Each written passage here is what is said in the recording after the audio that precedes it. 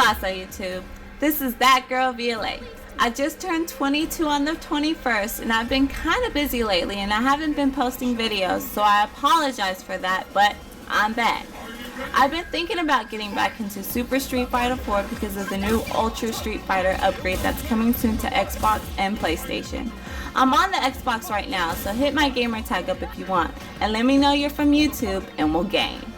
What I want to discuss in this video is some of the things I don't like about the PS4 and the Xbox One, and which of the two I'm leaning towards purchasing at launch.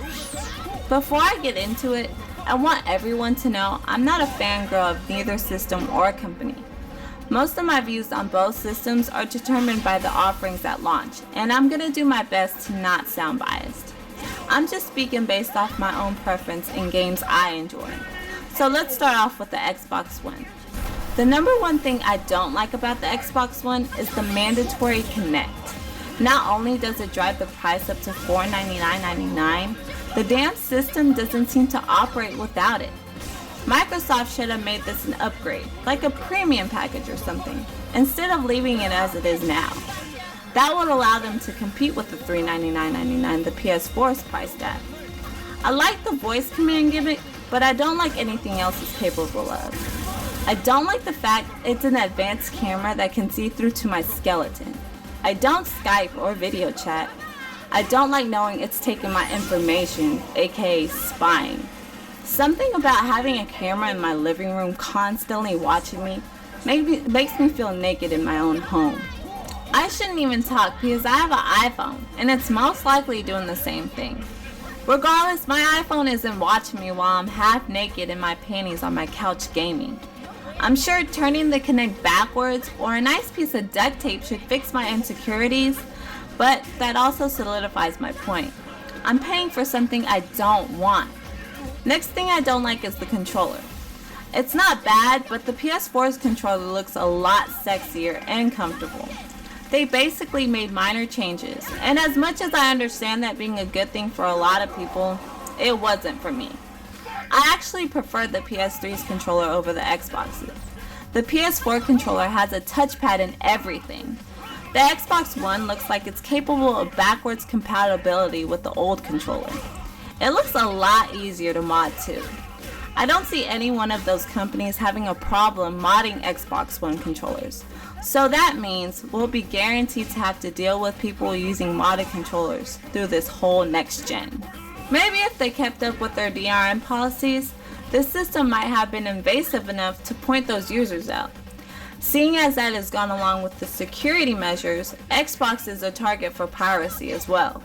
The reason why I don't think the PS4 will have modded issue as much is because the controller itself may not have much space to function properly with the rapid fire mod, or the price of the mods may be way more expensive and easily broken. Your current headset won't work with the system, and PS4 comes packed with one that will. The next thing I don't like is the fact that I'll have to download a patch right out of the box. They couldn't ship units with the DRM already unavailable on it. Instead, that makes me believe they can patch it back in later down the road. That really didn't help people without internet, because if they didn't have internet initially, then how the hell are they going to download the patch? Outside of all this mess, spec-wise, the system is weaker than the PS4. All in all, the Xbox One system pretty much sucks, but it does have one majorly redeeming factor, and that's the games.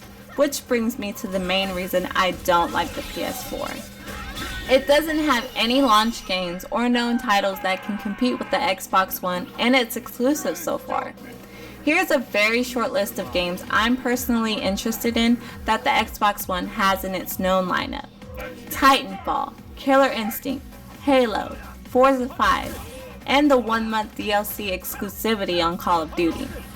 The reason these games are important to me is because they are AAA title exclusives. Let me explain. If you can't tell from the video you're watching, I love fighting games. Killer Instinct is the only fighting game available at launch for next gen. The PlayStation hasn't announced anything that will scratch my itch for fighting games. It's not just any fighting game either. This is a remake of one of my favorite franchises that hasn't been seen since the N64. The next is first-person shooters. Sony has Killzone, a game not many people would play or consider popular. I don't care about Killzone. I want Titanfall, something that's new and hasn't been seen before. The problem with Sony is that they're not coming out with anything new. Like Infamous.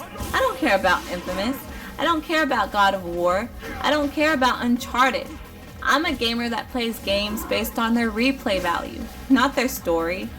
Games like Dragon's Dogma, Grand Theft Auto, Mass Effect, or even Dragon Age.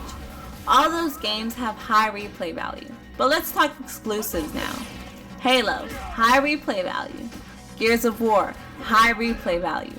Titanfall should speak for itself. I don't even play Halo or Gears, but I find them appealing when I'm basing my purchase for overall enjoyment of one console. The name of the game is, what do you have to offer me that I can't get from the other guy? Sony obviously can't play that game very well, seeing as their Gaikai service won't be available till January of next year. So there's little to no reason to buy the PS4 at launch. You guys gotta look at it from my perspective. I run a YouTube page, and I like to give you coverage on the hottest titles out there. If I buy a PlayStation 4, I'll be stuck way behind like the PS3 was. Call of Duty is a perfect example. Modern Warfare 2, Black Ops 1, Modern Warfare 3. I was on Xbox and had the DLC on time. I remember waking up around 4 a.m. and my maps were ready to go. On PS3, I bought Black Ops 2, and now I know why people play on Xbox over PlayStation. Not only does the game run like crap on the PS3, but we get maps late as hell. And if you run a YouTube page like me, that's less videos for you to cover because the Xbox guys will have covered everything by the time you get the maps around 5 p.m. a month later. That remains my issue with Titanfall. It's exclusive enough to the point it won't be worth covering by the time PlayStation gets it. And if you're part of the FGC like I am, that's fighting game community for all you noobs, then the PlayStation again sucks because they haven't announced one title that will cater to you.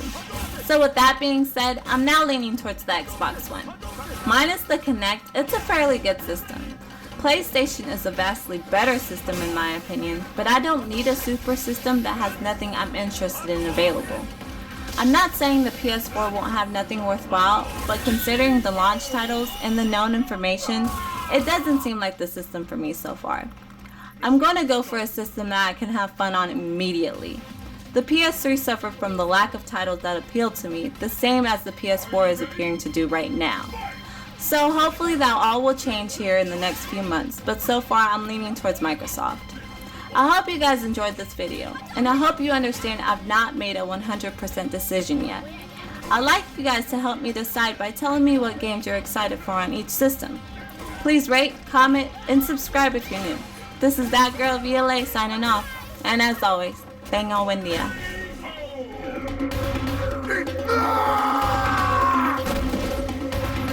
I'll be a great fighter one day. Just you wait and see.